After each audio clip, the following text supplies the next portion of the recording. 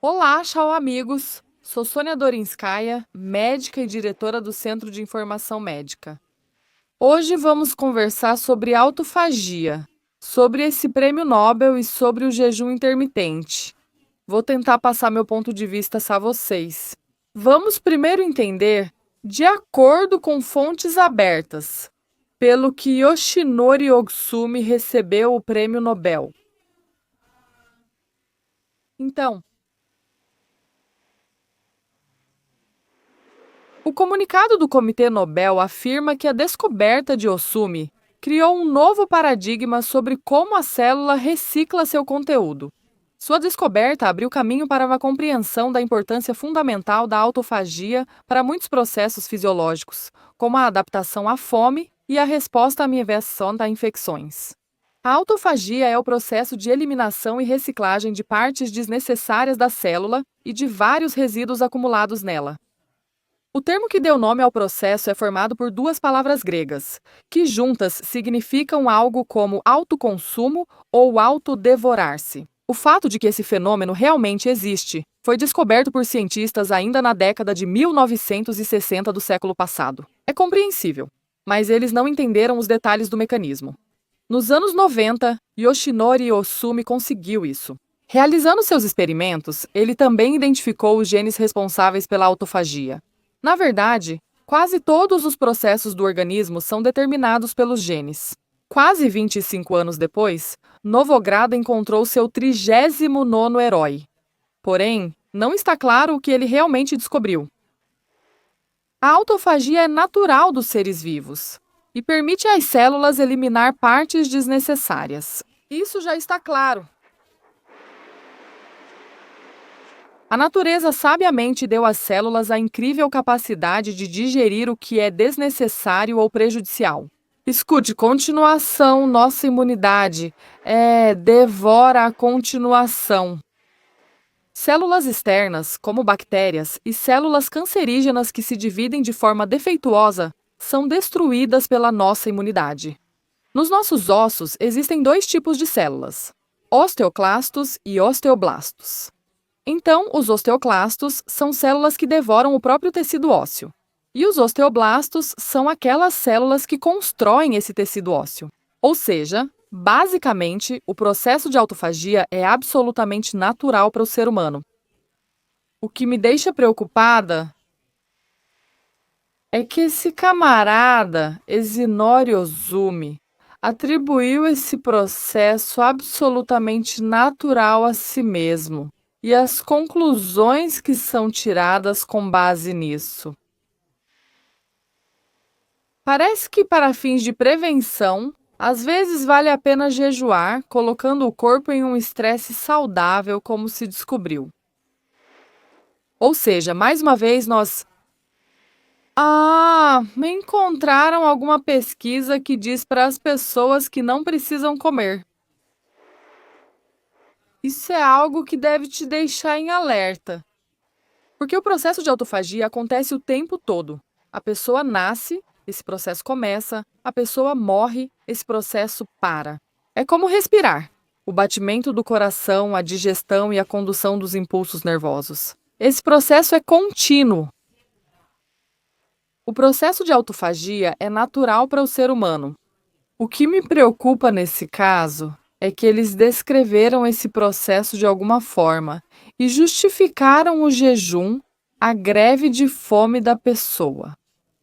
Na verdade, isso é natural, porque quando você não fornece nutrientes ao seu corpo, ele naturalmente entra em uma situação de estresse.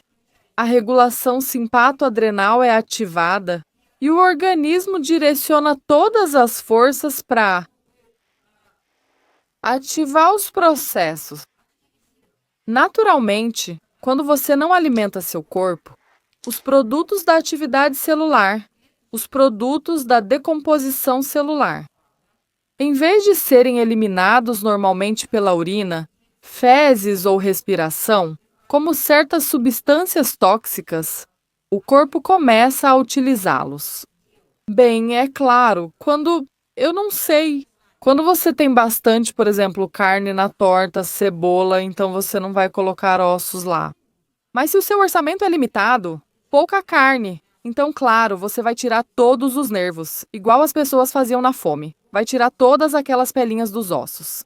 Isso é natural, porque quando tem pouco, você começa a usar qualquer coisa na comida. Continuação. Tenho só uma pergunta. Isso é uma alimentação completa? Outra. Por que fazer isso? Mas por que forçar o corpo a entrar nessa situação de propósito?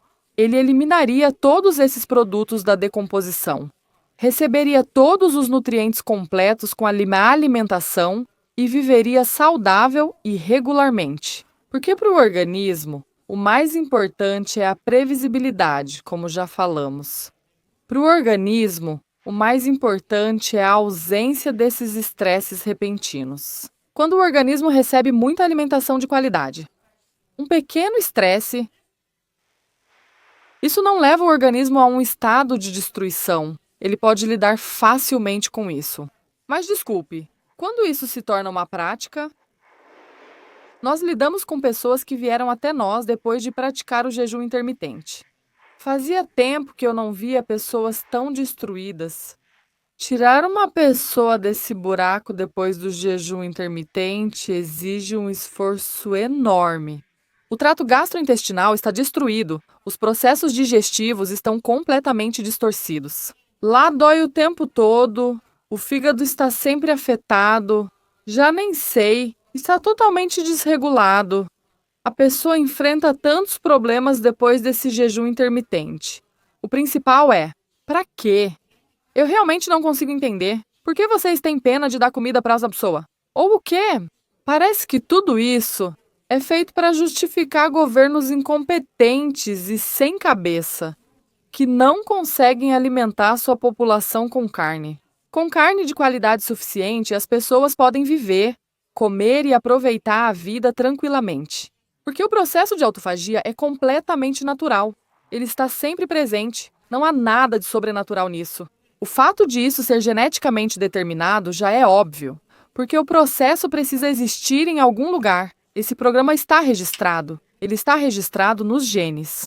Então, qual é a grandeza dessa descoberta? Além do fato de que isso foi associado à ideia de jejuar novamente, isso eu realmente não entendo. E então, o que podemos fazer aqui?